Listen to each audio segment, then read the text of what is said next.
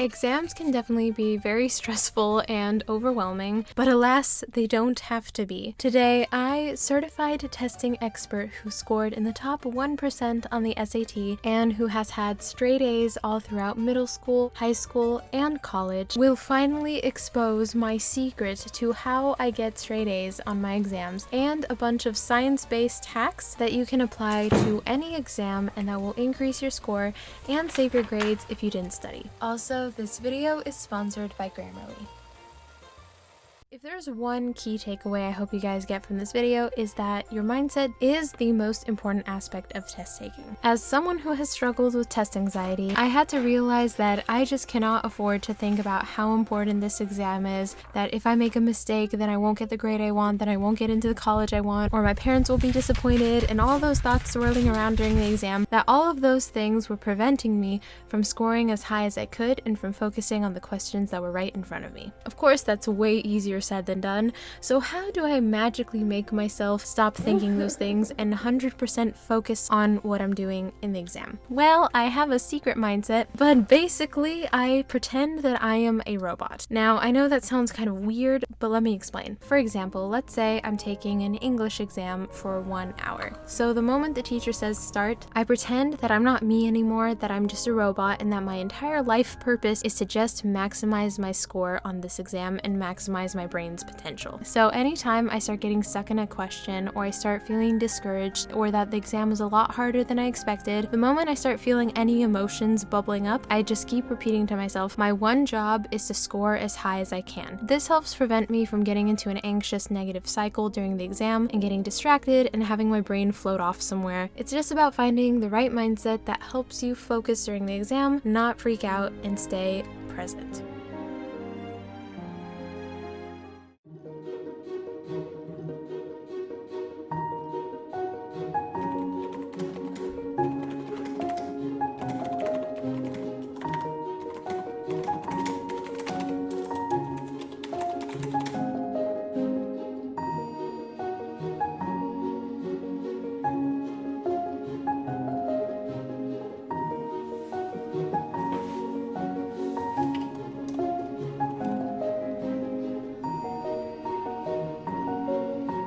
So first off, before the exam, if it's a standardized test, or even if you're taking regular in-class exams, it can be really helpful to know the definitions of different typical words used in exam questions. That can be really important and give you clues on which answer is correct. Also, if you ever come across an all of the above question or none of the above question, it's important to remember that for all of the above questions, you just need to know that 2 of the answers are correct. And for none of the above, if one of the answer choices is correct, then you know it can't be none of the above.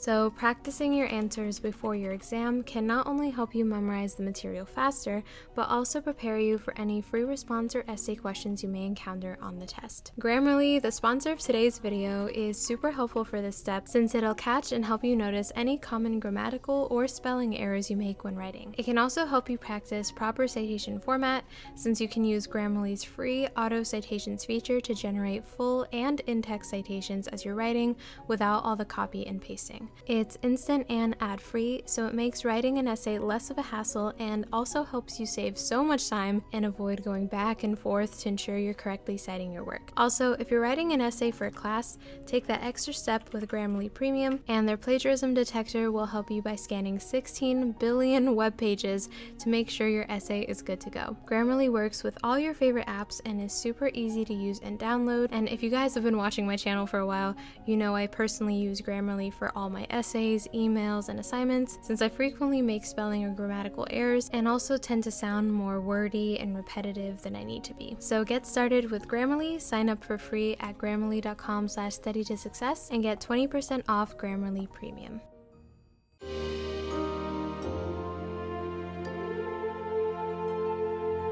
Next, as I'm working through the exam, I use the easy star circle method, which I have mentioned before in a previous video. And it's basically where I go through all the easy questions that I absolutely 100% know on the exam. And as I'm going along through the test, when I see any other questions that either will take me a while and I know how to solve, I'll put a star. And then if there's any questions that I don't know how to answer or I'm really unsure of, I'll put a circle around it. And then once I've gone through all the easy questions, I'll go back and work on the longer, harder questions and also the ones that I need to guess on. And that way it exposes our brain to the questions, and then our subconscious, while we're doing the exam, will be already thinking about that question. And if you've ever noticed during an exam where you didn't know the answer in the beginning and then towards the end of the exam you suddenly remember the answer, that's because our brain was already primed and thinking about it, and then the answer was able to come a little bit later. And again, when it comes to time management, the biggest point is to skip hard or time-consuming questions. You really don't want to lose out on easy points when there are easy questions towards the end that you could have gotten but you didn't because you spent so much time on the hard ones.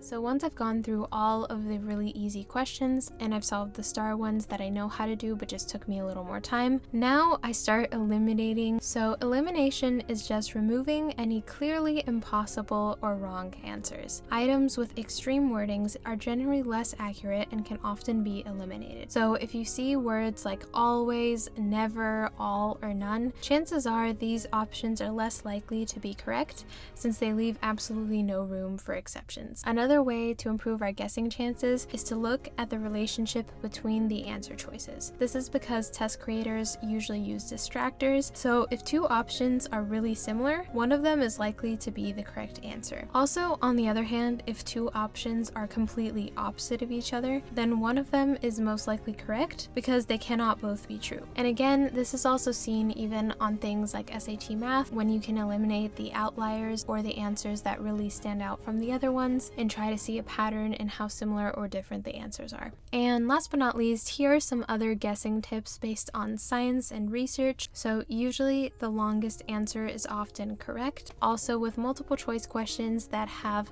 4 answer choices, B has a 28% chance of being correct, and for 5 answers, E tends to be more correct. But ultimately, if you're just blindly guessing, you ran out of time, or you really just don't know how to answer, the best possible way to blindly guess is to choose one answer choice like B or C, and then use it for all of the answer choices that you have remaining. This will statistically increase your chances of getting some of the answers correct. Also, when it comes to true-false multiple choice questions, the answers generally tend to be true more than false. Finally, this seems like a universal phenomenon where you're taking a test and then you were stuck on a question and then last minute changed the answer to something else, only to find out later that your original answer was correct. However, it turns out statistically that it actually is a good idea to change our answers, and that generally students change their answers from wrong ones to correct ones. So the saying that your first choice is always correct is actually a myth.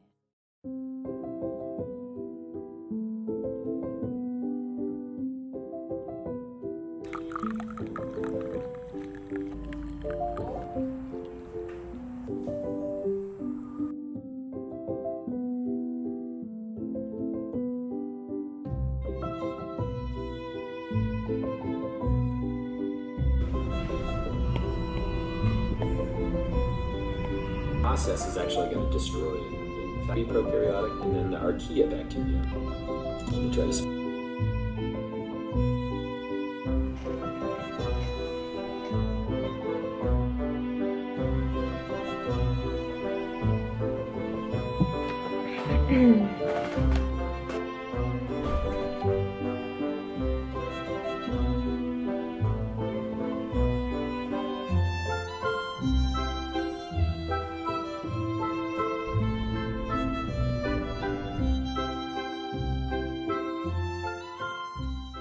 Is Bob in it? Yeah. Yay. Can you tell him that that's a real lizard? You're doing great. Keep it up, Bob. Guys.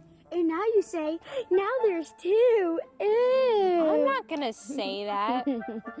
You already did. What happened? Bob has to be in. No, not on the cookies. Bob, don't do it. Okay, perfect. Oh, well,